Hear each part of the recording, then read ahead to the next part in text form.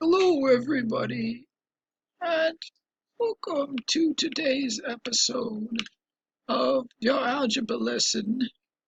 It's a very, very kind of blustery day, and I hope you're able to settle down and have some nice. What are you doing here?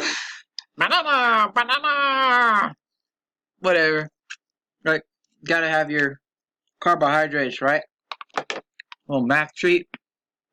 Here we go. Lesson 28, Pooh. Solving equations with variables on both sides. One step, two steps, multi-steps, both sides. What are you talking about? This is getting crazy. It's out of hand. You just wait. You just wait. Alrighty then. Let me give you a, or throw up not throw. I'm not gonna throw up. Let me put upon the board. Let's say that. A setup of a problem with variables on both sides. Whole bunch of stuff going on there. Okay? And we're going to pull out all the tools in our toolbox and we're just going to go for it. Okay? Now, the good thing is that we've already said when we're going to solve one of these problems, what's the goal is to isolate the variable, in this case x, so that we get either x equals an answer or some answer equals x. X can be over here on the left or the x can be over here on the right. And that's going to be critical today for getting to our answers faster. What I want at the end is for x to just be by itself. I don't want negative x. I don't want there to be a negative x equals a positive number or even a negative number. That's going to require more dilly-dallying. So one thing I want you to think about, and we'll get to the crucial point here at the juncture, is to decide which side is the variable going to be on, what side's the answer going to be on, the solution going to be on. Very important to get into our answers faster. So, hey, same rules all apply. Do unto one side what you do unto the other. All we've been doing up to this point is moving the numbers around, adding, subtracting, dividing, multiplying to get the x's by itself. But what if there's an x on one side and there's an x on the other? We can do the same thing.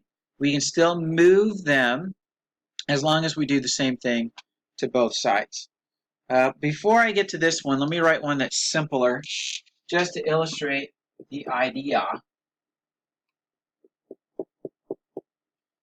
One trick to, at least starting off, is to visualize the problem. Now we've already visualized these things as being like a scale. The equal sign is the pivot point. What's on the left side weighs the same as what's on the right side. So let me kind of picture it like this. Let's say we've got a stack of x's here, and that is equal to a different stack of x's, 4 of them, plus 10 of something, right?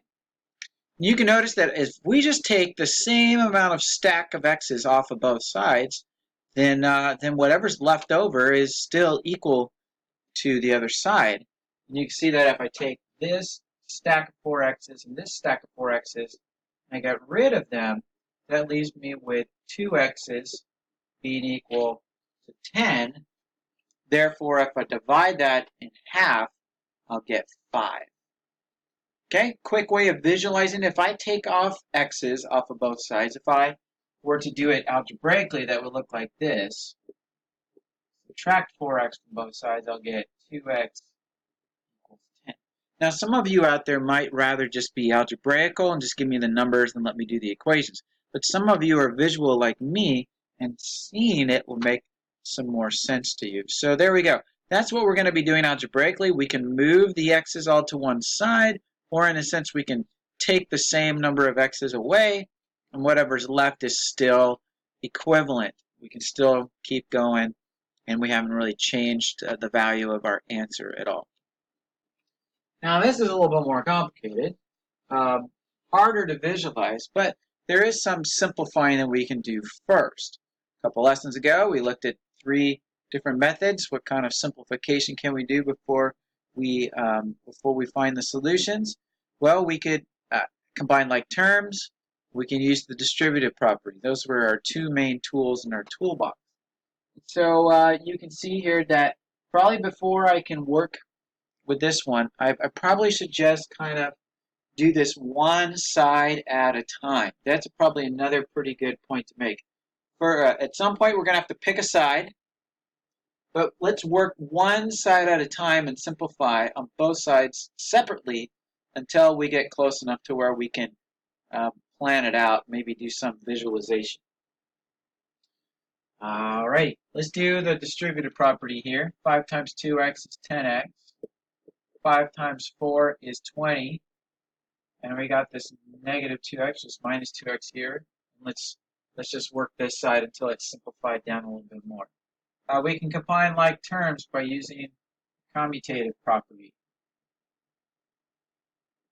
until we get down to this, which then we can visualize that, right? We can visualize that a stack of 8x's and a 20 on there. Okay, now if we look at this side separately, we've got 6 plus distributive property. 2 times 3 is 6x. 2 times 12, 24. Let's group these things together. 6x plus 6 plus 24. There's our like terms. And we can break this down then to 6x plus 30 being equal to 8x plus 20. Here's where we got to pick sides, though. Is the x going to be on the left side or is it going to be on the right side?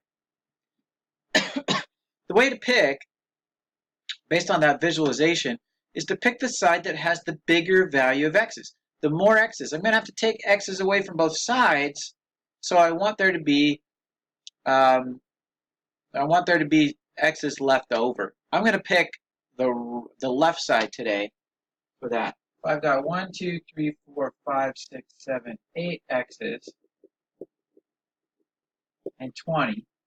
That balances out 6 x's and 30. Let's take out those 6, take out that 6, and simplify my problem now to just there being, well, we could call that 2x, right? There's 2 x's, and there's 20, and that's still equivalent to 30, and we could finish that one off pretty easily with subtraction and division. A lot of them end up being subtraction and division, or addition and division. So that would be 10, x would equal 5.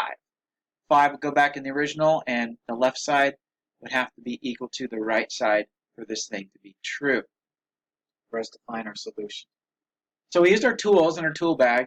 We decided when it would be a good time to pick sides, did a little bit of visualization, and then finish that off so that it's not a negative x, but rather a positive x. When I got to this point, the algebra looks like this. Minus 6x. And then we got our 2x plus 20 equals 30.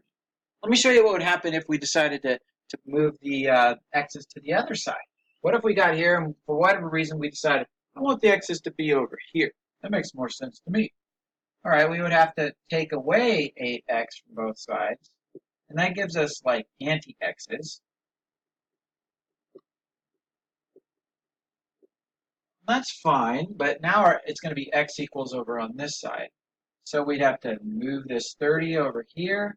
We have negative 10 equals negative 2x. And that's always a little clunky to deal with, those negatives. But we could still do this by dividing by negative 2 and get our answer of 5. But why mess with negatives if you don't have to? Why would you do that? Avoid those negatives. Avoid the stuff that's where we typically goof up and make bad decisions mathematically. Let's just avoid that by picking a side that makes more sense. There's more x's over here.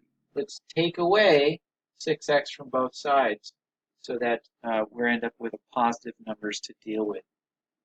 If you don't have to divide by a negative, don't do it. Let me clear the board. I'm going to put one more issue up there. We'll talk about when you get some weird things like both sides are the same, or both sides end up being shown to not equal each other. All right, one thing we end up having to do in math is that things can be written that are either always true or true under certain circumstances, or are never true. We can write that in math and put an equal sign there, but that might not be the case. So we got to put our thinking cap on and do something called analysis. Analysis is where we break it down and we see what are the possible types of solutions that we could get. That may seem weird, but the more math you do, the more you have to kind of ask those types of questions. So in these types of equations, we're going to have three possibilities for what goes on when we have variables on both sides. First one's the one that you hope for, and that is that there's a solution. And then there's only one solution, that is you get a right answer. X equals 2, X equals 5. That's a happy face situation. Some cases where there is no solution and you're like, oh, I don't like that. What is that? What in the world does that look like? Or a third situation where you can plug in any number that you want to and the left side will equal the right side.